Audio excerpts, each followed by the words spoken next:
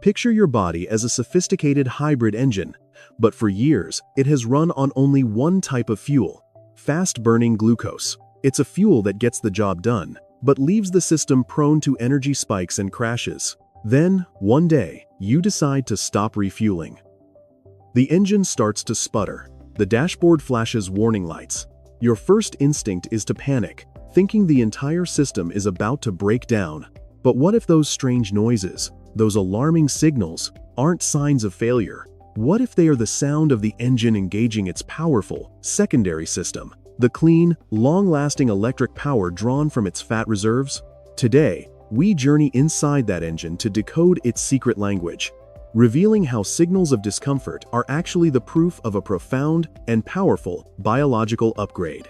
This great fuel switch begins inside the bustling metropolis that is you. For years, this city has been powered by a constant supply of convenient, easy-to-burn glucose, delivered by trucks that arrive right on schedule with every meal. But this fuel source is volatile, creating a constant roller coaster of energy highs and lows throughout the day. When you begin to fast, the trucks simply stop coming. At first, the city manager, your brain, doesn't panic. It just follows its old programming. Around noon, it sends out an alert. The 12 o'clock fuel delivery is late. This alert is the hormone ghrelin, and you feel it as a sharp wave of hunger. But when no truck arrives, the alert eventually subsides. The city is fine. Then, another alert goes out at dinner time. Again, the hunger comes, and again, it passes. These are not signs of starvation. They are just echoes of an old, broken schedule. The real transformation begins after about 12 hours, when the city's small, immediate reserves of glucose are finally used up. The city manager makes a critical decision. It's time to activate the backup power plant, the vast, powerful reserves of stored fat. A call is made to the liver, a quiet and brilliant engineer who oversees this process. The liver gets to work, masterfully converting raw fat into tiny, potent capsules of clean energy called ketones. This new fuel is incredibly efficient, but its production creates a harmless byproduct, a volatile gas called acetone. To get rid of it, the liver vents this gas through the city's main exhaust system, your lungs. Suddenly, your breath carries a strange metallic or slightly fruity scent. This isn't a sign of poor hygiene. It is the unmistakable biochemical proof that the backup power plant is online. The city is now making its own premium fuel. But this massive transition takes time. For a few hours, the old glucose fuel is gone. But the new ketone fuel hasn't fully reached every corner of the metropolis yet. This energy gap is what you experience as initial fatigue or brain fog. Your system isn't failing. It's simply in the middle of the greatest energy upgrade of its life. With the backup power plant humming to life, the city manager initiates a new citywide protocol: smart energy conservation. Facing a change in fuel supply, it makes an intelligent executive decision. Power is temporarily reduced to the city's outlying districts, your hands and feet, which is why they begin to feel cold. All available energy is rerouted to protect critical infrastructure: the command center, which is your brain, the central pump, your heart, and the main filtration plant, your liver. This isn't a power failure. It is intelligent resource management, a primal program designed for survival and efficiency. And inside the command center, something remarkable happens. The brain absolutely thrives on this new fuel. The ketone energy capsules, especially a potent one called BHB, are a premium, stable power source that neurons use with incredible efficiency. The fog that clouded the city's thinking begins to lift, replaced by a sharp, focused clarity. The city manager isn't just running on better fuel, it's also upgrading the entire communication network.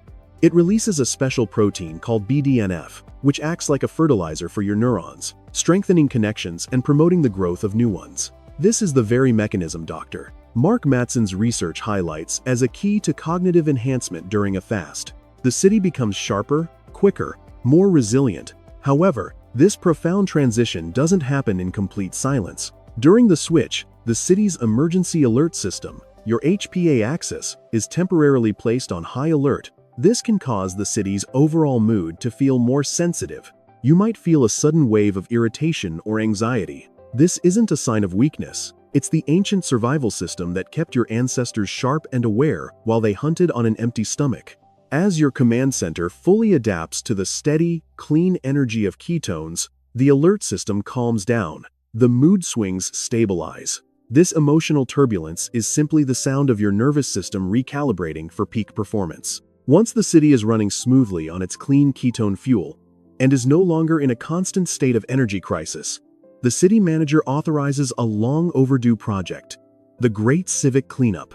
This activates a specialized team that has been dormant for years, a microscopic crew known as autophagy. These are the city's elite sanitation and recycling experts. They move through every neighborhood, every cell, seeking out old, broken-down machinery-damaged proteins, dysfunctional mitochondria, and cellular waste. But they don't just throw this junk away. They carefully dismantle it, breaking it down into raw materials that can be used to build new, pristine cellular components. It is the ultimate renewal program, happening at a microscopic level. However, any major renovation project creates some dust. As the autophagy crew cleans house, they unlock and release metabolic byproducts that were previously trapped away inside fat cells. This waste is sent to the city's main processing plant, your liver, to be neutralized and excreted. But if the cleanup is particularly deep, the liver can get temporarily overwhelmed by the sheer volume of material. So, the city intelligently uses a secondary exit route: the skin. Those small, temporary breakouts you might notice are not a sign of sickness. They are the physical evidence of the renovation. It's the dust and debris from a deep cellular cleaning finally being pushed out. This isn't a problem to be solved. It's a process to be respected. And this is where the story takes a fascinating, counterintuitive turn. After about 24 to 48 hours, the city manager takes stock of the situation. It sees the ketone power plant operating at peak efficiency. It sees the city running on a stable, abundant internal fuel source. And it comes to a logical conclusion. The emergency is over. The frantic alerts for more glucose are no longer needed. So, it sends out a city-wide memo, officially decommissioning the old Ghrelin Hunger Alert program. The waves of hunger stop. The city is no longer panicking for its next meal. It has rediscovered the immense, sustainable power it held within itself all along. So let's look back on our journey. From the initial panic of a missed meal, to the brilliant activation of a backup power plant, from the intelligent rerouting of energy, to the deep cellular cleanup that followed. Each of these signals, the cold hands, the metallic breath, the passing fatigue, is not a random symptom of distress. They are chapters in a carefully orchestrated story of adaptation and renewal. Fasting isn't about starving your body. It's about starting a conversation with it.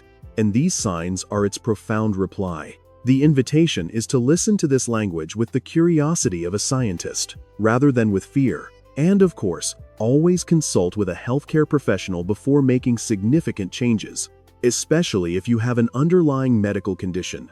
Your body is not a fragile machine on the verge of breaking. It is a resilient, self-healing ecosystem, simply waiting for the right signal from you to begin its most incredible work.